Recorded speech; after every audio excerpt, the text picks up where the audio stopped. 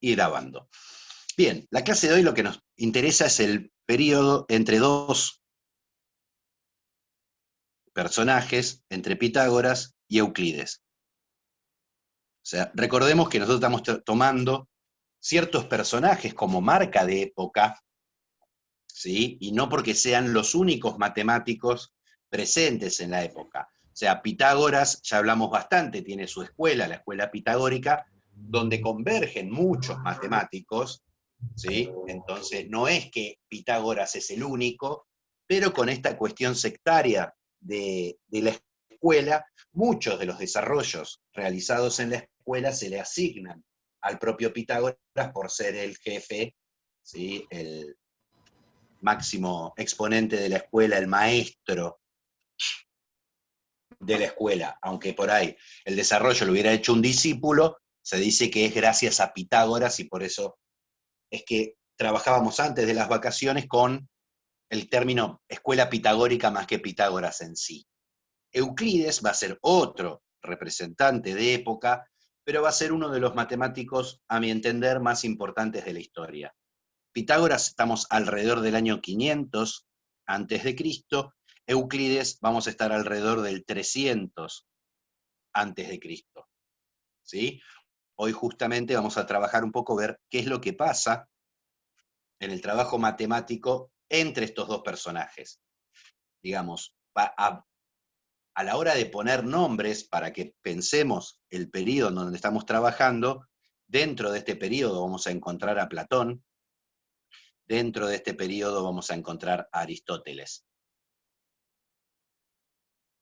que los podemos relacionar medio cada uno para cada uno.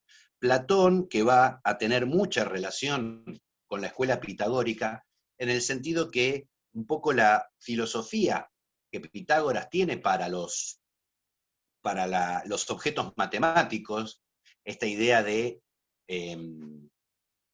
una existencia de un modo diferente a lo que percibimos como con los sentidos para los objetos matemáticos, podríamos encontrarlo en Platón en su segundo mundo, ¿sí? El famoso mundo de las ideas de Platón que habrán visto en filosofía. ¿Sí? Aristóteles, ¿sí? Va a negar un poco este segundo mundo, y Aristóteles nos va a interesar mucho, lo que va a dar es la estructura de una ciencia. ¿Sí? En cuarto año, o sea, de acá a 2 años, cuando lleguen a cuarto, vamos a trabajar, vamos a profundizar un poco sobre las ideas filosóficas de Platón y Aristóteles y cómo impactan en el tipo de trabajo matemático. ¿Sí? O sea, pero eso es más una mirada filosófica y no tanto histórica. Acá nos interesa, pasamos un poco rápido por Platón y Aristóteles para llegar a Euclides, ¿sí? ¿En qué sentido Aristóteles y Euclides se relacionan? En esta cuestión de la estructura, ¿sí? Cuando hablamos de la estructura de una ciencia que nos da Aristóteles, Euclides, ¿sí? La obra principal de Euclides con la que vamos a trabajar, vamos a ver que es un fiel reflejo de estas condiciones que había pedido Aristóteles para una ciencia. ¿Sí? ¿Qué es lo que tenemos post-Pitágoras y llegada a Euclides? Que entre Pitágoras y Euclides, aparte de Platón y Aristóteles, que nos va a llamar fuerte la atención, el trabajo matemático en este periodo se vuelca fuertemente a la geometría. ¿Sí? Hay cuestiones numéricas, pero son un tanto menores. Es más, si vemos la obra más famosa de Euclides, al principio trabaja todas cuestiones geométricas. ¿Sí? Eso es una marca de época en el trabajo de pensar como matemática lo geométrico. ¿Sí? Y ahí tenemos dos tipos de problemas.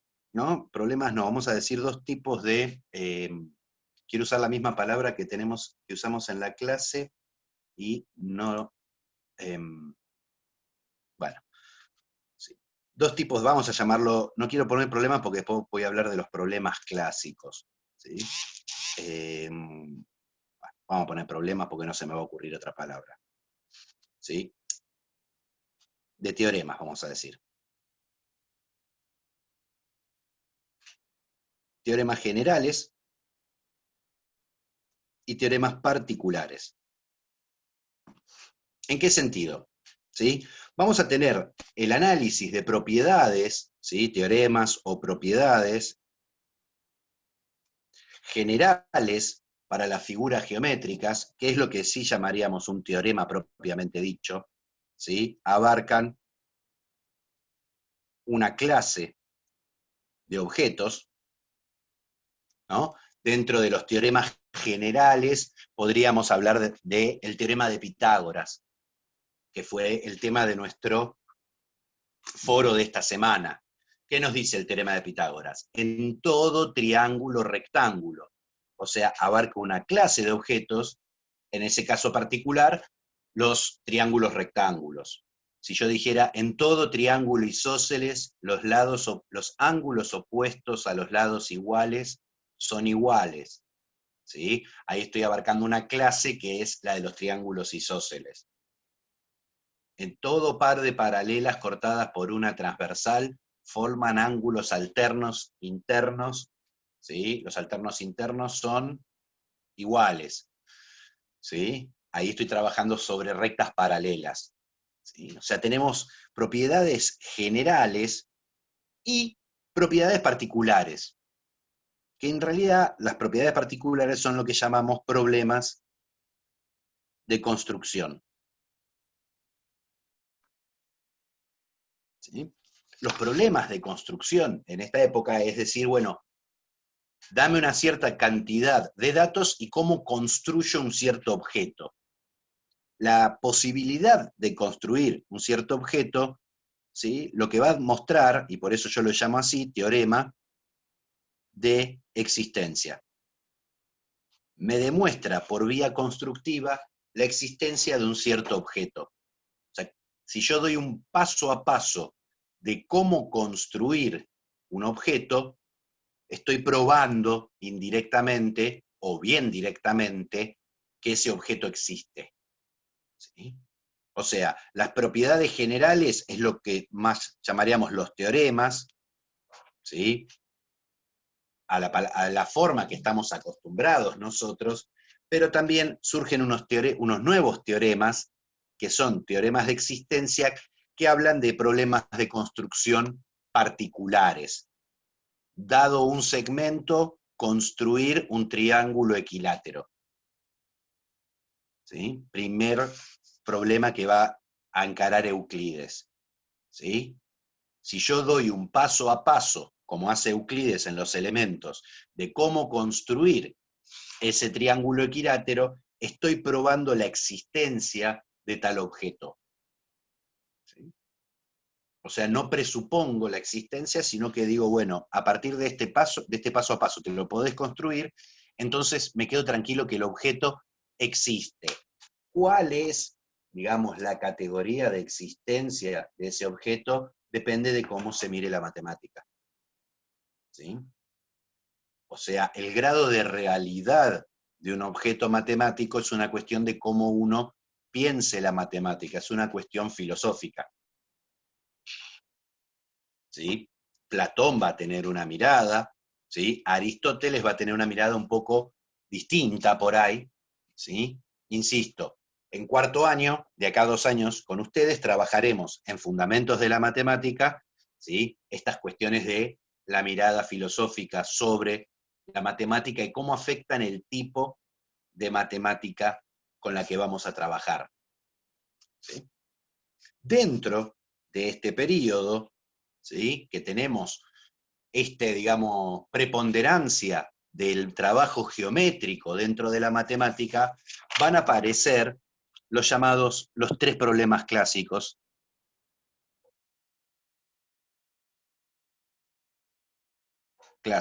de la geometría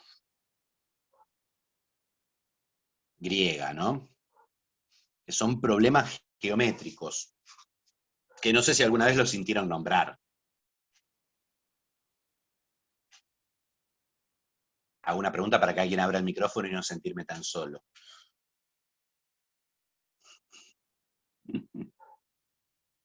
Están todos tímidos hoy. No, no lo escuché, profesor. Bueno, los tres problemas clásicos son la cuadratura del círculo, ¿sí? La duplicación del cubo y la trisección del ángulo.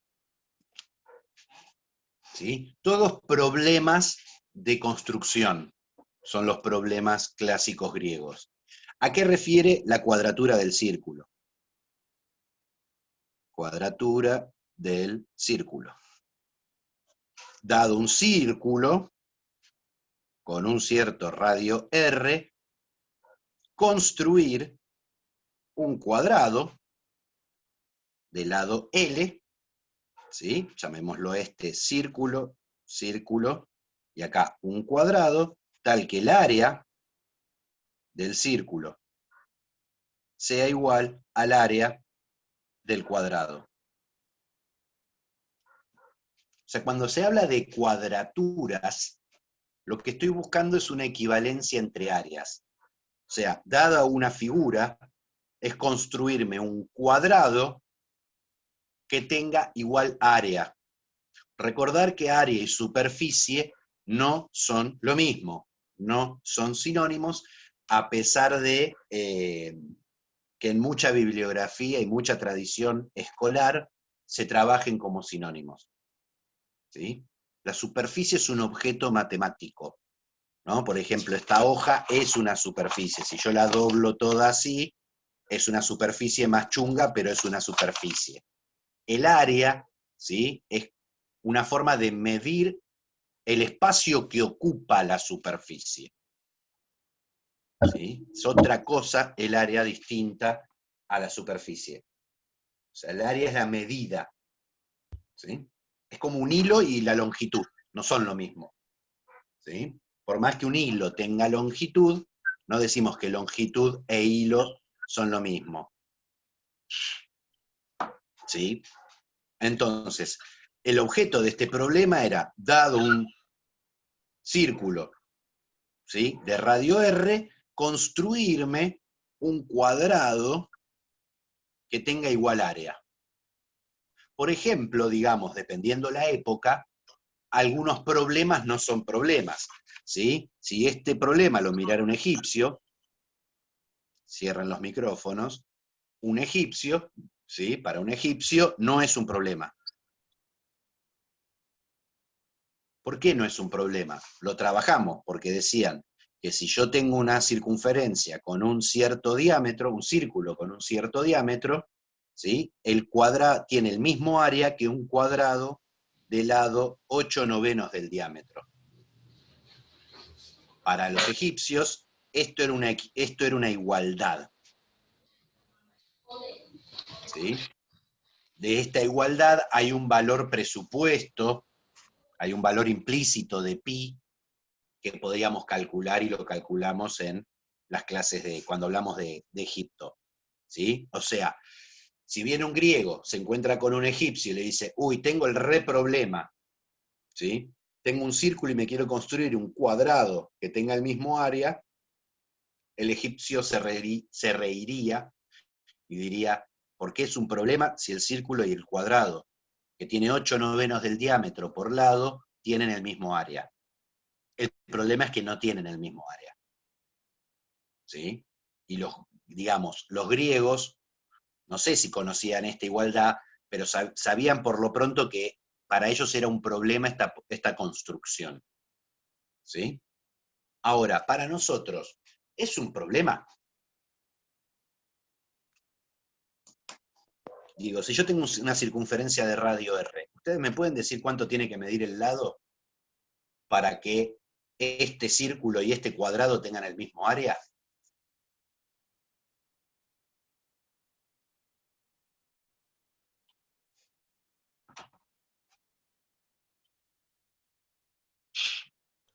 ¿Qué habría que hacer el área de cada uno, igualarlo? O sea, Totalmente. ¿Cómo calculo las el área de fórmulas cada de uno? las dos. Perfecto. El área del círculo. ¿Cómo la calculo?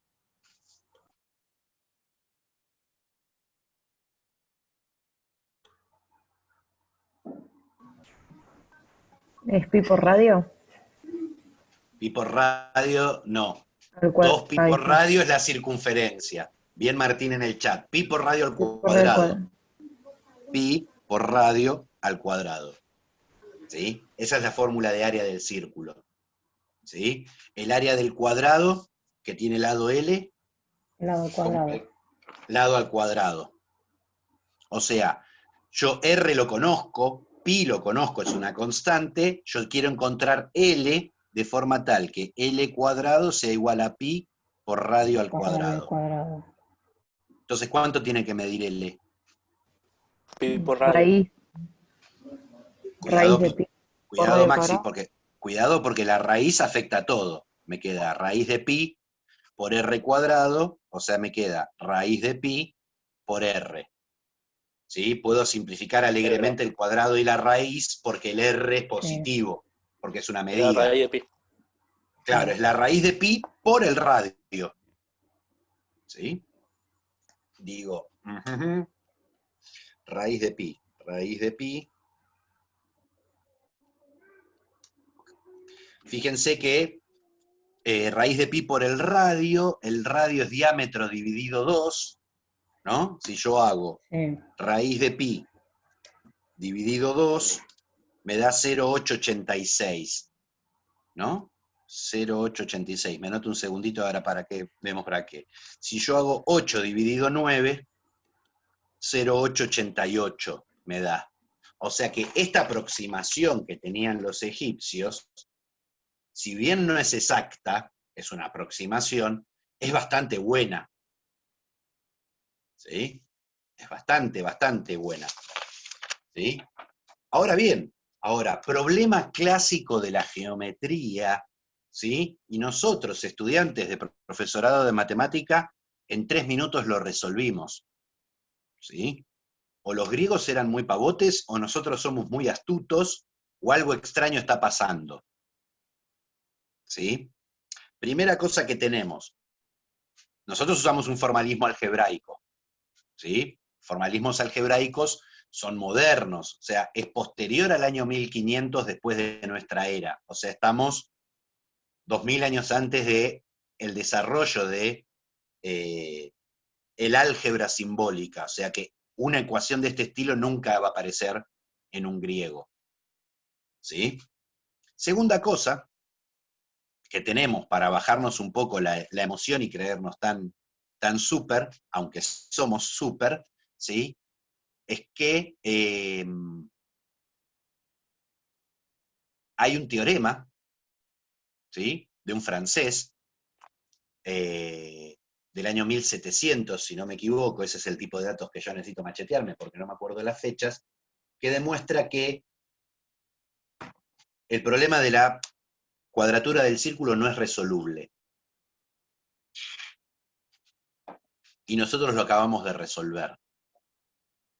Y el teorema del francés Weiss es correcto. O sea, tenemos una demostración de que el problema no es resoluble. Y nosotros acá tenemos una resolución. Y no hay contradicción entre estas dos cosas. ¿Por qué? ¿Por qué podría pasar eso? ¿Sí?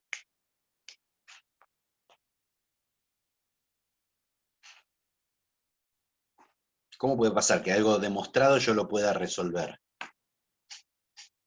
Y porque ahora Algo tenés demostrado nuevos que no conocimientos. tiene solución. Pero la demostración del francés es válida hoy en día igual. ¿Sí? ¿Qué es lo que está fallando? ¿Sí? Acá. La visión O sea, que tienen de la matemática, ¿no era? no es la visión de que tienen de la matemática, sino las reglas de juego. Entre esto y esto no hay una contradicción, porque las reglas de juego son diferentes. ¿Sí? Que es algo que todavía yo no había nombrado a propósito, pensando que podemos nosotros resolver, ¿sí? Los problemas griegos no solamente hablan de la cuadratura del círculo, la duplicación del cubo o la trisección del ángulo, sino que ponen una condición extra, que es que hay que hacer la construcción usando solamente regla y compás. Claro, ahí ya está limitando la forma que uno puede hacerlo. Exactamente, justamente lo que demuestra Weiss, no me acuerdo cómo se escribe el apellido, es algo como Weiss, algo así, el francés, me falta el machetito para estas cosas, es que los problemas que se pueden resolver con regla y compás, ¿sí?, son ecuaciones cuadráticas, que no tengan raíces irracionales. Acá el problema que yo tengo, ¿sí?, en esta resolución, es que raíz de pi no es construible con regla y compás. Eso es lo que me joroba. O sea, la resolución algebraica es correcta, ¿sí?, pero no está dentro de las reglas del juego, ¿sí?, que está impuesto para estos problemas. Es como que arranque una maratón y yo me subo a una moto y me voy por la pista de la maratón en una moto. Llego primero, llego rapidísimo, pero ¿cuál es el problema? No estoy jugando con las reglas de un maratón, que es correr, no subite una moto. ¿Sí? Lo que demuestra este francés es que con regla y compás, ninguno de los tres problemas clásicos griegos son resolubles. No se pueden resolver solamente usando regla y compás. Cuidado que cuando hablamos regla y compás, regla refiere a rectas y compás refiere a circunferencias. ¿No? Nosotros muchas veces hablamos de las herramientas con las que trazamos los objetos, pero los objetos son rectas y circunferencias. Cuando veamos Euclides, vamos a ver que este compás, como nosotros lo conocemos, Euclides se lo tiene que construir geométricamente. No va a haber ningún tipo de demostración dentro de la matemática que diga, agarré el compás, pinchá acá, abrí la patita hasta acá, ¿sí?, como hacemos en las construcciones. ¿Sí? La idea va a ser, puedo construir circunferencias. ¿Cómo? No sé. Pero el compás, vamos a hablar ya en la próxima clase, el compás de Euclides, ¿sí?, es pavote. El primer compás que se compra Euclides tiene un problema, lo abre y cuando lo levanta de la hoja, se cierra. ¿Vieron como cuando el compás empieza a andar mal? Bueno, así es el de Euclides. Entonces se va a fabricar uno que no le pase eso. O sea, acá tenemos una aparente contradicción que no surge, que en realidad no es una contradicción, porque son dos problemas distintos. El objetivo es el mismo, encontrar el lado de un cuadrado que tenga el mismo área que mi círculo. Pero las herramientas que yo pongo en juego cambian el problema. ¿Sí? Pensándolo, cuando nosotros damos clases, depende las herramientas que yo les permita usar, ¿sí?, determinan el problema. Por eso siempre se habla, ¿no?, didácticamente, que un problema, lo que es un problema para un curso puede no serlo para otro. ¿Sí? O sea, la no transferencia de una secuencia didáctica. ¿Sí? Yo puedo tener una secuencia que en un grupo me funcione bárbaro y voy a otro grupo y no funciona. No es un problema del grupo, sino de la secuencia que no está pensada para ese grupo. ¿Sí? O sea, las herramientas disponibles me permiten ciertas estructuras de resolución. Si yo presento un problema a un grupo que no tiene disponibles las herramientas de resolución, ¿sí?, entonces no va a ser un problema porque no van a tener cómo agarrarlo. Justamente es lo mismo, es lo que pasa con esto. Si yo uso estas herramientas solamente no es resoluble. Ahora, si yo me permito hacer una resolución algebraica, sí lo puedo hacer. Fíjense que yo llego a la medida del lado. Ahora, si yo me quiero construir este cuadrado, ¿sí? Geométricamente, bueno, no voy a poder. ¿Por qué? Porque no puedo construir raíz de pi. Es más, no puedo construir pi, creo. No se me ocurre así como construir pi rápidamente. Ahora una cuestión importante, ¿sí? Cuando van a ver que aparece por ahí, si leen por ahí, muchos problemas de cuadratura, cuando veamos a Arquímedes, vamos a hablar un poquito de ello. Siempre cuando hablemos de cuadratura, estamos pensando en encontrar un cuadrado de igual área. Vamos a ver con Euclides que, por ejemplo, si tengo un triángulo, ¿sí? Euclides sí encuentra una forma con regla y compás de cuadrarlo. ¿Sí? O sea, este y este, vamos a llamarlo 1 y 2, el área de 1 igual al área de 2, sí se puede construir con regla y compás. ¿Sí? Entonces, muchas veces, después de Euclides, los problemas de cuadratura se reducen a un problema de triangulación.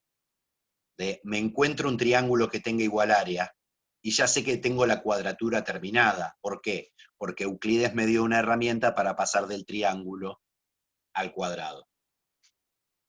¿Sí? El segundo problema clásico, ¿Puedo hacer una pregunta?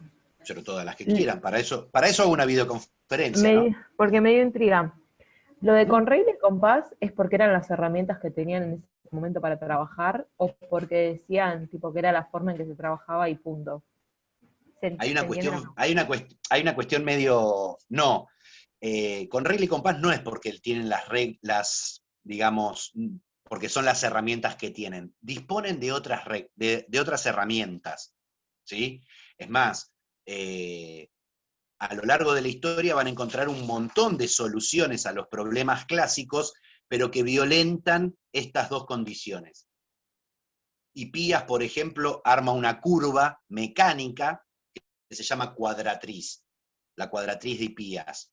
Sirve para resolver el problema de la cuadratura, pero como no es algo construible con regla y compás, no se lo considera una solución. O sea, no es digamos, una limitación por el lado de no tengo otra herramienta para usar. ¿Sí? Es una limitación por un lado filosófico. La recta es la figura más simple y la circunferencia es la figura más perfecta. Uso lo más simple y lo más perfecto. ¿Sí? Y Platón va a tener mucha influencia en eso. Digamos, en el condicionamiento filosófico de tengo que usar regla y compás. Tengo que usar lo más simple y lo más perfecto para construir. Si genero una curva a partir de un movimiento, eso va a ser algo imperfecto, entonces no lo voy a aceptar. ¿Sí? Es una cuestión de creencia filosófica, pura y exclusivamente. ¿Sí? Obviamente que, a ver, la construcción algebraica, un álgebra, digamos un simbolismo Sí, y no fuerte. O sabían. sea que por este lado Claro. no iban a ir, pero sí pueden ir por otro lado que sea más utilizando otro tipo de herramientas. Insisto, no es que no podían construir algo que aproximadamente tuviera el mismo área. Ellos querían construir algo que exactamente tuviera el mismo área. Y ahí es donde se genera la imposibilidad. Sí. Gracias. Digo, para que sepan, aún hoy en día hay gente que ignora violentamente este teorema y sigue creyendo que puede demostrar la cuadratura del círculo o la duplicación del cubo o la trisección del ángulo. Ninguno de los tres se puede resolver con regla y compás. Cualquier demostración que vean o construcción que vean con regla y compás de una solución a los problemas clásicos, en algún lado tiene un error. Seguro. Seguro. ¿Por qué? Porque está probada la imposibilidad. Así todo siglo XXI hay gente que todavía quiere resolverlos, los problemas, y cree que encuentra algún tipo de solución. ¿Sí? Segundo problema, duplicación del cubo. Este tiene un nacimiento religioso, ¿no? El oráculo de Delfos, también se lo conoce como el problema de Delfos, que el oráculo van y dicen, che, el oráculo es como el que le lee el futuro, el que da el futuro y ese tipo de cosas, ¿sí? Y al parecer estaba yendo mal las cosas por el mundo griego, y van al oráculo y le dicen, che, ¿qué hacemos para que las cosas vayan mejor? Y les dicen, tienen que hacer el altar, tenían el altar de Delos, no de Delfos. ¿Delos? ¿Delos o Delfos? Ahora me agarraron todas las dudas. El altar era Delfos, cúbico, creo. Delfos, ¿no? Ujú. El altar era cúbico y el oráculo dice, tienen que hacer un altar que sea el doble del original. ¿Sí? Entonces, nada, uno que dice, bueno, si es cúbico y lo quiero del doble, pongo otro cubito duidú al costado y ya está. ¿Sí? El problema es que pierde la forma. Tiene que seguir siendo cúbico. Entonces, en primer paso también pensaron en, bueno, duplico la arista, ¿no? Si esto es A, tomo un altar donde la base tenga 2 veces A. ¿Cuál es el problema que tenemos ahí? Que en realidad ahí mi altar no es el doble, sino que es 8 veces el original, ¿no? Porque tengo A, si es cúbico, tengo 2A para atrás también. Qué horrible que estoy dibujando en 3D. Este tiene el doble de arista. Doble de arista. ¿Qué pasa con el volumen? Se octuplica. Es 8 veces el volumen original. En este caso, el volumen se duplica, está bien, pero ya no es cúbico.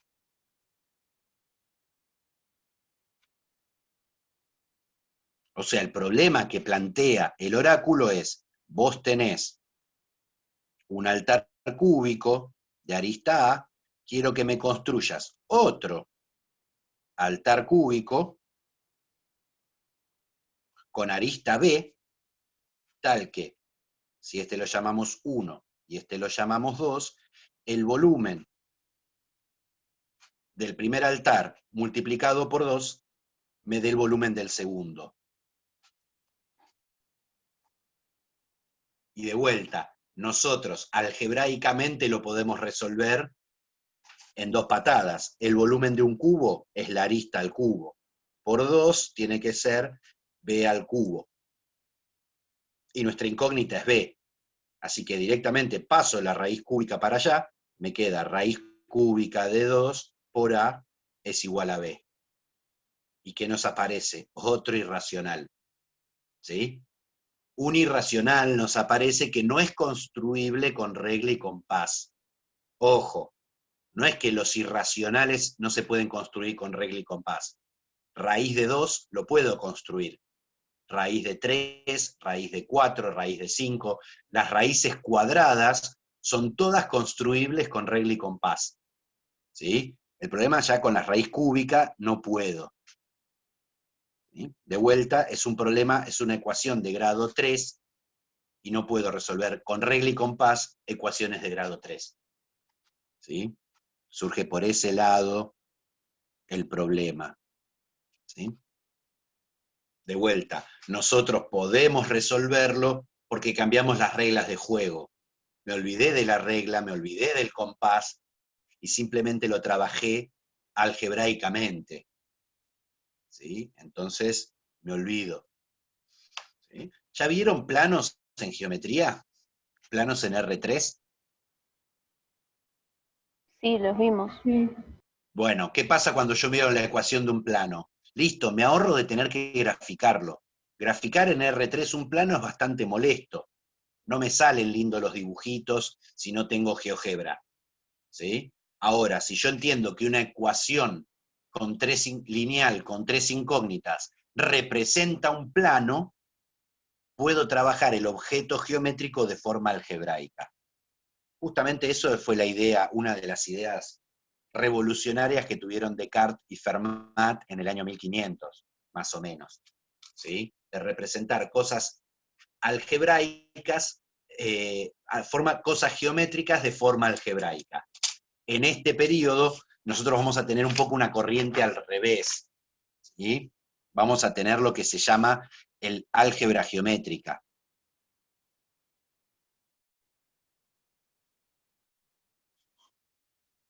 ¿Sí? Digo, nosotros vemos geometría analítica, o sea, objetos geométricos trabajados de forma algebraica. El álgebra geométrica sería exactamente lo contrario, pensar cosas que hoy llamaríamos algebraicas de modo geométrico. ¿Sí? Que esto también ya surge con los pitagóricos. El ejemplo clásico, yo tengo que hacer a más b al cuadrado. ¿Nosotros qué decimos? Algebraicamente, a más b por a más b, hago las distributivas, a cuadrado, ab más b por a, más b cuadrado, y digo esto es a cuadrado más 2 veces ab más b cuadrado. Esto sería algebraicamente. ¿Cómo sería pensarlo geométricamente? Geométricamente, a más b al cuadrado lo puedo pensar como un cuadrado de lado, o sea, el área de un cuadrado de lado a más b. O sea, tengo a más b, o sea, a lo represento con un segmento, b lo represento como un segmento, y me armo un cuadrado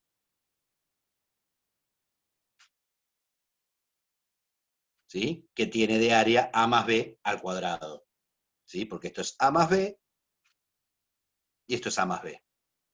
Ahora, si yo este cuadrado lo divido así y lo divido así, ¿cuál es el área de este cuadradito? A cuadrado. ¿Cuál es el área de este cuadradito de acá? B cuadrado. Y tengo dos rectángulos de base B y altura A. 2AB. Esto es AB y esto es AB. Entonces pienso algo que nosotros hoy en día trabajamos algebraicamente, pero en un ámbito geométrico. ¿Sí? Obviamente que esto es mucho más general que esto, ¿no? Pero bueno, pero digamos, esta cuestión de la representación de los objetos y cómo los represento, también me genera el ámbito de lo posible, qué es lo que puedo trabajar y qué es lo que no puedo trabajar. ¿Sí? Si yo estoy pensando fuerte la matemática con objetos geométricos en donde los números los represento con segmentos, entonces los números negativos no tienen sentido. Y no puedo pensar en un número negativo, ¿sí? Porque no me puedo generar un segmento de medida negativa, aunque no tenga bien entendido qué significa negativo. ¿Sí? Y el tercer problema, ¿sí? Es lo que se llama la trisección del ángulo,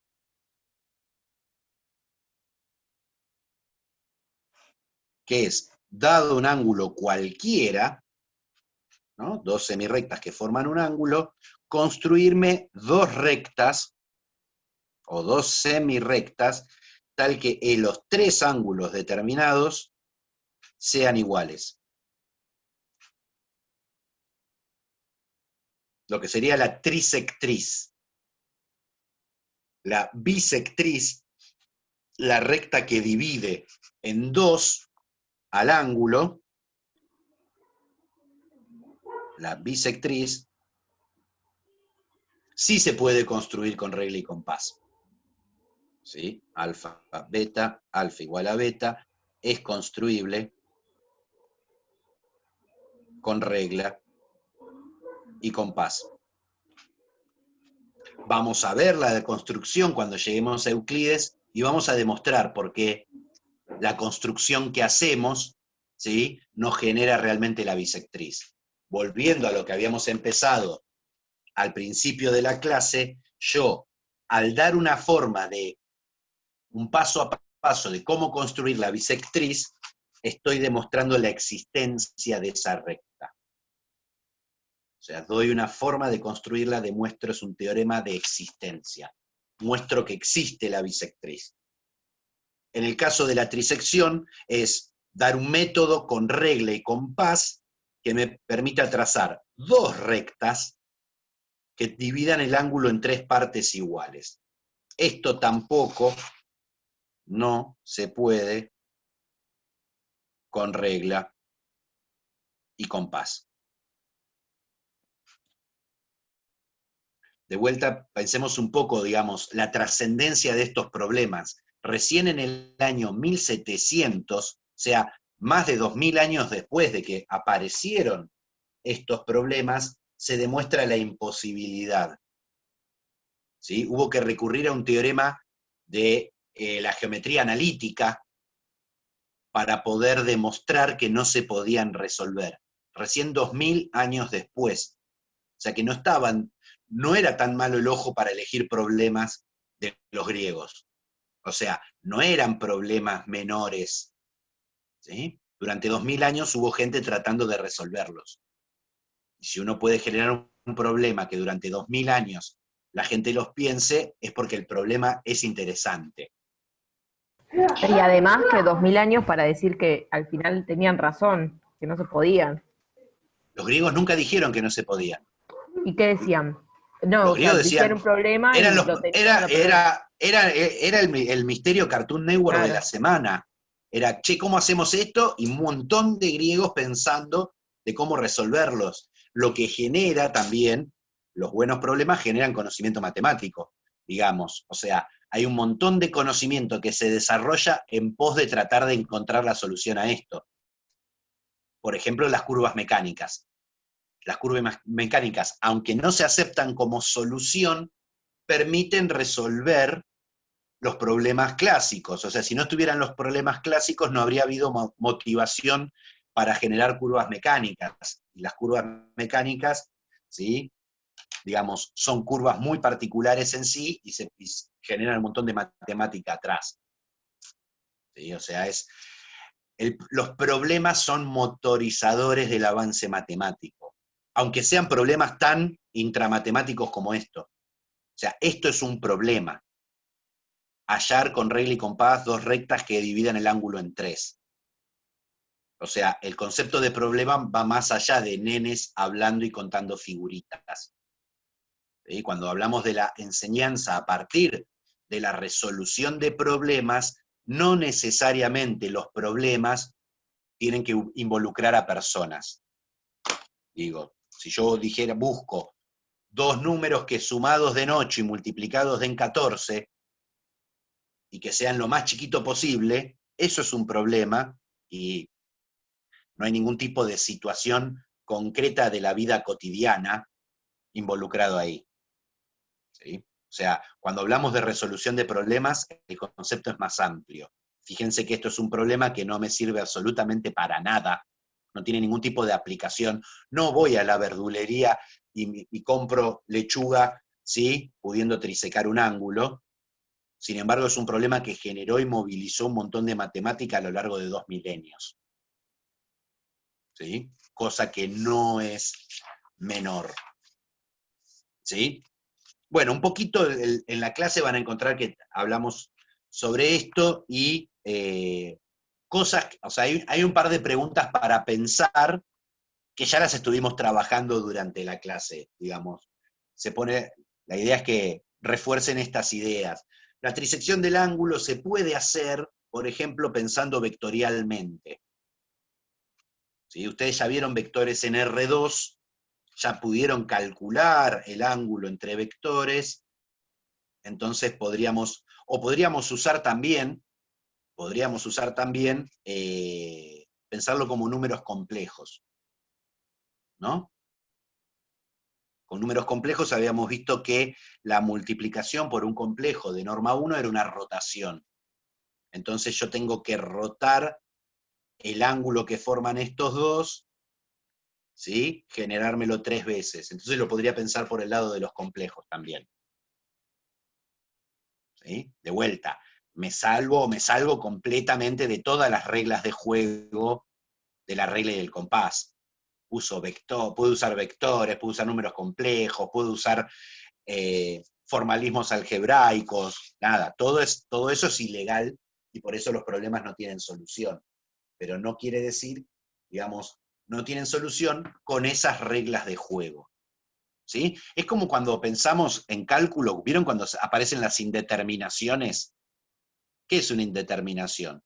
Que me está fallando la herramienta que yo uso para calcular el límite. No es que el límite no existe. Como yo lo calculo, no lo puedo calcular. Entonces tengo que hacer algo para buscar ese límite. Y ese algo es hacer otro método. Acá es lo mismo. Con el método que me plantean no lo puedo resolver. Pero puedo encontrar otros métodos que sí me permiten hacerlo. Para lo cual desarrollo una matemática diferente. ¿Sí? Bien, en la clase van a encontrar un poco más de profundización sobre Platón y Aristóteles, no mucho más, de vuelta, porque después en cuarto año volvemos a Platón y Aristóteles dentro del mundo de las matemáticas en el ámbito de fundamentos de la matemática. ¿Sí? ¿Alguna pregunta? Por ahora, no. Los dejé boquiabiertos. ¿Sí? Bien, entonces